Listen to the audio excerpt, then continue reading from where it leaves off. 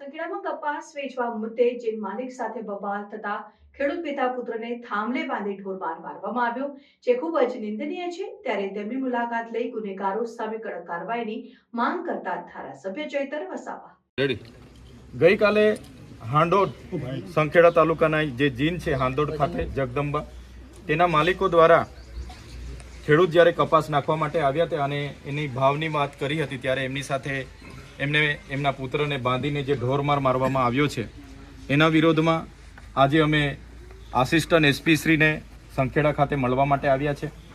ત્યારે અમારી માંગણી છે, સરકારે સીસીઆઈ સેન્ટર અહીંયા ઊભા કર્યા છે અને સીસીઆઈથી ખરીદી નથી કરતા અને આ લોકો વેપારી ભાવ પ્રમાણે ખરીદી કરે છે।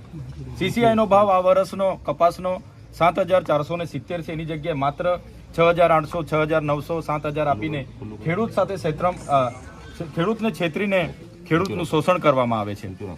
ત્યારે ભાવ પણ મળે, સાથે સાથે આ વિસ્તારમાં જે પણ ખેડૂતો છે એને સ્થાનિક ખેડૂતોને આ જીનનો સીસીઆઈના ભાવનો લાભ મળવો જોઈએ। એની જગ્યાએ મહારાષ્ટ્રની ગાડીઓ અહીંયા ટ્રકોને ટ્રકો ખાલી થઈ જાય છે, તો એ ખાલી કરવામાં આવે છે ને અહીંના ખેડૂતોને હવા વધારે છે, ભીની છે, ફલાણી છે, ઢીકણી કરીને આ લોકો ભાવ કાપી લે છે।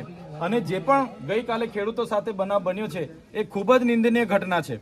આ લોકોને જાણે કાયદાની કોઈ ડર જ નથી, એવી રીતના 1.5-2 કલાક બાંધીને માર્યા અને માર્યા એવા માર્યા કે બિચારાની હાલત ખૂબ ગંભીર છે, આઈસીયુમાં દાખલ છે। એને લાગી આવતા એણે પોતે ઝેરી દવા પણ પીધી છે।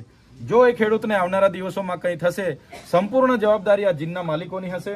આ જીનના માલિકો જે પણ છે, જેણે પણ આ કૃત્ય કર્યું છે એમના પર કાયદેસરની કાર્યવાહી હમણાં કરવામાં આવી છે, પણ હળવી કલમો નાખવામાં આવી છે અને માત્ર 3 જણના નામ છે।